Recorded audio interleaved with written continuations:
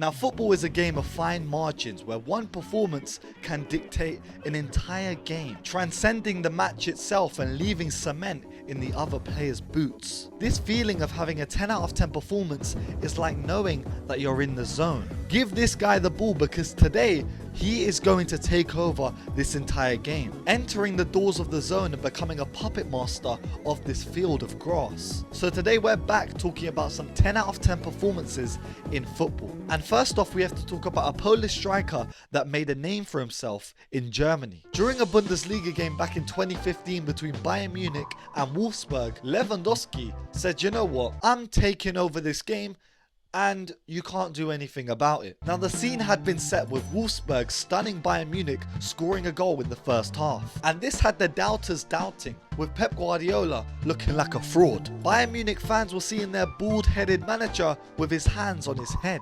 And with all this firepower in their starting lineup, they still couldn't manage to break down Wolfsburg. But at halftime, Pep Guardiola made one of the best managerial decisions in his entire career.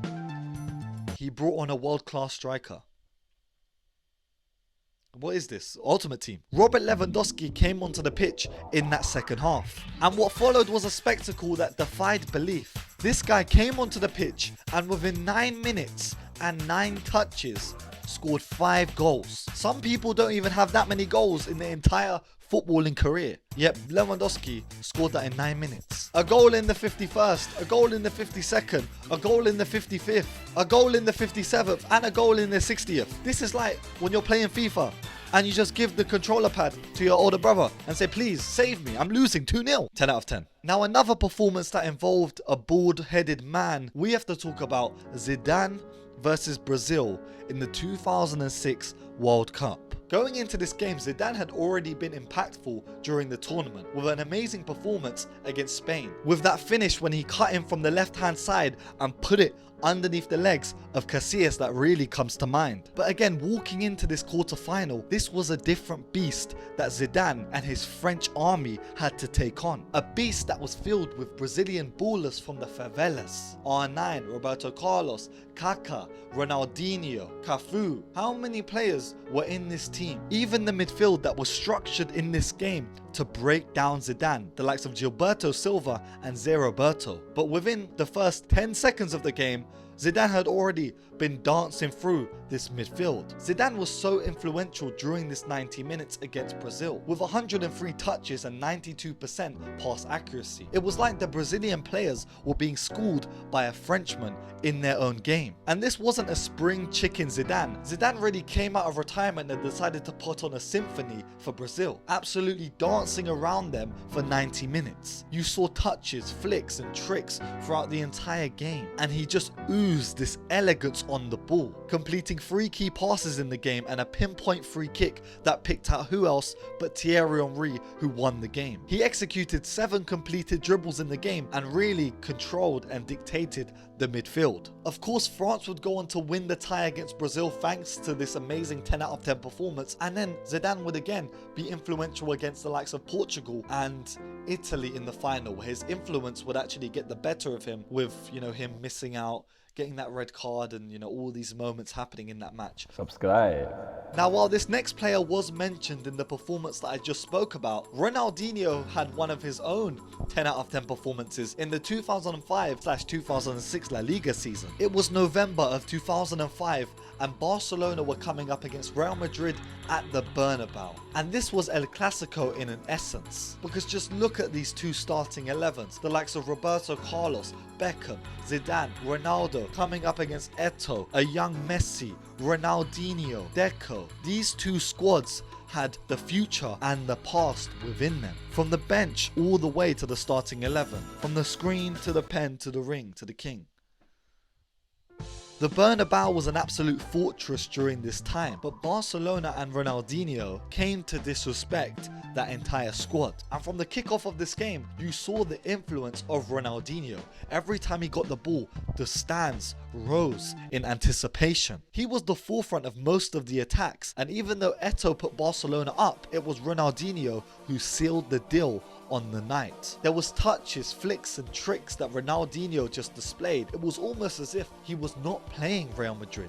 He was playing just an amateur side. That's what it looked like from the outside looking in. And Ronaldinho would be threatening throughout the game, but his time would eventually come where he would score his first goal on the night. He made that left flank of the Bernabeu absolutely light on fire for that first goal, where he ran from nearly the halfway line directly at Sergio Ramos, leaving him in the dust, going past them with ease before finishing off powerfully. This was pure pace, power and skill, things that most of the wingers that we have in the modern era don't represent. And from that point, he was just showing out and showing off, because it was almost like he said, you know what, I like that goal so much, I'ma do it again. And he did just that, tormenting and abusing Sergio Ramos on the left flank before finishing off tidily again. He was unstoppable in this game, and that second goal received a standing ovation from not only the Barcelona fans, but the entire Bernabeu. And this was like the master showing his disciple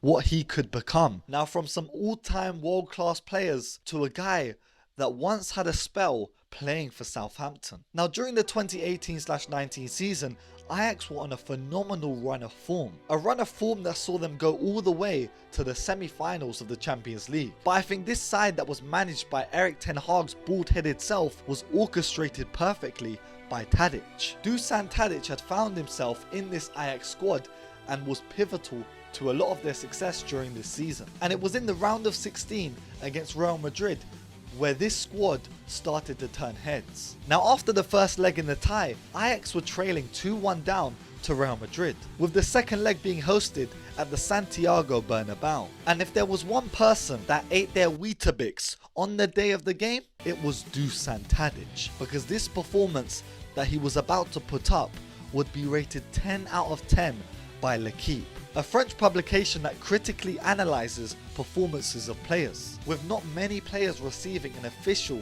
10 out of 10 rating. But if you want to be rated fairly, then obviously put the performances of the 10 out of 10s in the Jib Rules comments, and I will rate you 10 out of 10. Mini Minter, 10 out of 10 in the Sidemen charity game back in 2020. So the scene was set at the Bernabeu, and this Ajax side came to town and came to play about with this squad. Now, during this time, Real Madrid were going through a transitional period, losing the likes of Zidane and of course Cristiano Ronaldo. But even without these two, the odds were stacked in their favour, because look at the squad. Just look at the squad. As soon as this game kicked off, you saw the power scale of this Ajax side just increase. Like Erik ten Hag had just put +10 overall on all of his players. But this ain't FIFA. The main reason that Ajax were playing so good in this game was heavily due to the impact of Dusan Tadic. Now, Tadic decided to morph into Zinedine Zidane during this game. Something like Ben 10, pressing the watch and said, you know what? Zidane, because from the off he was influential in the game, you know, picking up the ball from the halfway line, driving with it, absolutely rouletted the hell out of Casemiro, sent this guy doing the Spinaroonie Booker T style into a different direction. Then he threads a ball to, I think it was David Neres, who chips it over Thibaut Courtois. And then still he's relentless, creating chances during this game. In before saying, you know what, I don't want just an assist, I want a goal too. Receiving the ball, putting it top corner and leaving again Thibaut Courtois looking into the corner like a madman. And then of course in the game he got another assist with a perfectly weighted pass into Hakim Ziyech. Ajax went on to win this game and win the tie, but it was Tadic's performance that really stood out, because even though he left the Bernabeu with 2 assists and 1 goal, he had 7 dribbles completed in that game, whilst also creating 5 goal scoring opportunities directly. 91% pass accuracy and this almost magnetic ability with the ball at his feet. I don't remember him losing the ball once in that game. He was absolutely toying with the Real Madrid defense and made them all look like they were close to retirement. Now, from Dusan Tadic tearing up the Bernabeu to a guy that would go on to play at the Bernabeu, let's talk about Cristiano Ronaldo versus Arsenal back in 2008. During the 2008/9 Champions League, Ronaldo was playing out of his skin, and it just so happened that my team Arsenal had reached the semi-final after wins against the likes of Villarreal and AS Roma. Now, going into this game, Arsenal fans knew what they were getting into, because Ronaldo was not an unfamiliar face, but it was this performance against Arsenal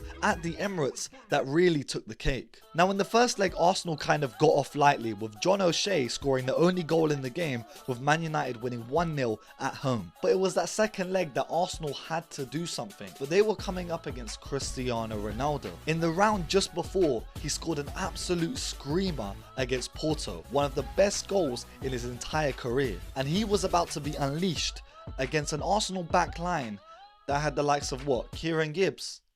Come on. And immediately at the start of this game, it was the fullback that gave away the ball to Park Ji-sung, who again finished off. And after going 1-0 down early, Arsenal fans' heads had already dropped. Ronaldo was locked in this game. He had entered the doors of the zone and felt like he could do the impossible, with Robin van Persie giving away a free kick in no man's land. A free kick from 40 yards out. Nobody really thought that this would happen, but for some reason Ronaldo stepped up for a free kick from this far out. And I'm there thinking, you know what, it's fine, we're 2-0 down on aggregate.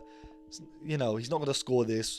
We might get a goal back. We might forge a comeback. We got this. We were called the comeback kings. And then Ronaldo steps up for this free kick and blasts it from 40 yards into the back of the net.